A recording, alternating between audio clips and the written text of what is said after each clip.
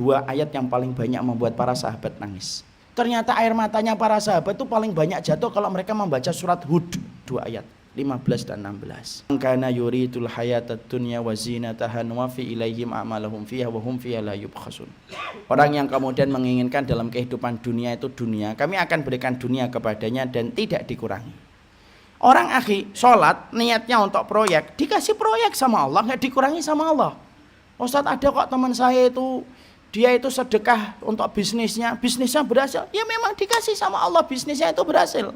Kenapa? Allah memperlakukan kita sesuai dengan niat yang kita tanam. La yubkhasun, tidak dikurangi oleh Allah.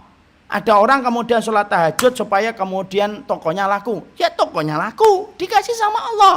Dan Allah mengatakan apa? Allah menyampaikan, kami kasih sesuai dengan apa yang mereka inginkan dari dunia itu. Dan kami tidak mengurangi sesuai dengan apa yang mereka usahakan. Itu kata Allah. Cuma ayat ini tidak berdiri sendiri, ikhwan. Ayat ini disambung dengan ayat yang ke-16. 16-nya apa? Ulaikal ladzina laisa lahum fil akhirati ilan nar wa habita ma sana'u fiha wa batilum ma kanu ya'malun. Orang-orang yang semacam itu sudah dikasih balasannya dan ganjarannya di dunia, di akhiratnya enggak mendapatkan apapun kecuali neraka. Sia-sia apa yang mereka lakukan, batil atas apa yang mereka usahakan. Jadi kalau ada orang kemudian sholatnya untuk mendapatkan kesuksesan dalam bisnis, bisa jadi nanti ketika di pengadilannya Allah timbangan ditegakkan, pengadilan Allah sudah mulai dijalankan, loh kok sholat saya tidak ada yang cantel itu di dalam timbangan saya ya Allah, loh sholat saya kemana? Allah jawab, nah sholat kamu kan untuk proyek, dan aku sudah jadikan proyek kamu berhasil kan? Saya dakwah tiap hari, kok nggak ada ini? Bukan niat pertama kamu untuk dakwah itu kan untuk cari kekayaan. Sudah aku kayakan kan dirimu dengan apa yang kamu kemudian terima? Loh, saya sholat duha tiap hari. Allah jawab, loh, sholat duhamu itu kan supaya kemudian ketika kamu lagi merintis bisnis, bisnismu sukses. Loh kan sudah aku jadikan bisnis kamu sukses di dunia. Emang kamu lupa kamu ini sukses dalam bisnisnya ketika di dunia? Allah itu berinteraksi sesuai dengan niat yang kita tanam, ikhwan. Kalau antum kemudian puasa sunnah, antum sholat tahajud dan lainnya itu supaya kemudian antum mendapatkan sekeping dari kenikmatan dunia, dikasih sama Allah. Tapi ingat ya, di akhiratnya nggak dapat apa-apa. Kenapa? Sudah disegerakan oleh Allah di dunia. Makanya sampai-sampai para sahabat Nabi itu kalau makan kurma nangis. Kalau ditanya kenapa nangis? 2 sebab.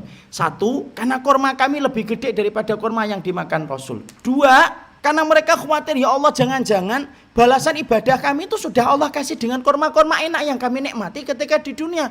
Jangan-jangan di akhiratnya sudah tidak ada lagi balasan. Saking sensitifnya sama cinta akhirat itu sampai perkara kecil itu dipikirkan mendalam oleh mereka. Kalaupun antum meniatkan ibadah ini untuk akhirat, pasti dapat kok dunia itu. Kenapa gitu Ustaz? Karena properti akhirat itu harganya tidak terbatas. Luar biasa mahal. Kalau yang mahal aja antum dapat, apalagi properti dunia yang harganya recehan dibandingkan dengan kenikmatan akhirat, yaitu surga. Jangan-jangan kita itu selama ini ibadah tapi cita rasanya cita rasa dunia. Kalau orang jatuh cinta sama dunia itu enggak. Ibadah pun yang harusnya diniatkan untuk akhirat, dia niatkan untuk dunia, untuk menunjang supaya dunianya itu menjadi sukses. Puasa tapi supaya dagangannya laku. Sedekah supaya kemudian dia mendapatkan profit dan mendapatkan keuntungan yang besar. Padahal kita harus paham, maaf, sampai urusan akhirat pun dia niatkan untuk mendapatkan dunia. Dan ini termasuk salah satu perkara yang tanpa kita sadari dibenci sama Allah. Banyak orang hari ini kalau melakukan ibadah itu yang dipikir pertama kali itu untuk mendapatkan profit dan margin. Padahal ini satu kesalahan, ikhwan.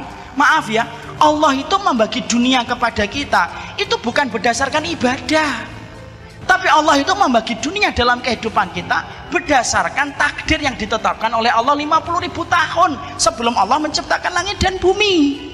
Kalau Allah itu membagi dunia kepada kita berdasarkan ibadah kita, 1, para sahabat itu tidak ada yang miskin dan para sahabat tidak ada yang fakir.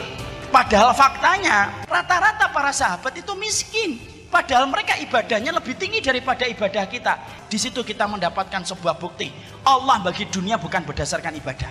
Tapi kenapa banyak orang kafir yang tidak beriman, mereka hartanya lebih banyak daripada kita? Kalau memang dunia itu dibagi berdasarkan ibadah, harusnya mereka itu lebih miskin daripada kita. Kenapa mereka itu hartanya lebih banyak daripada kita?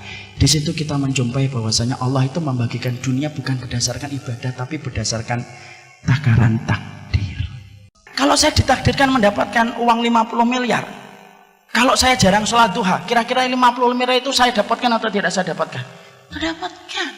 Jadi ternyata sholat duhanya kita itu tidak ada kaitannya dengan dunia. Urusan tahajud kita itu tidak ada kaitannya dengan materi. Tapi ternyata urusan akhirat kita itu ditopang dengan ibadah kita di dunia ini untuk mendapatkan akhirat.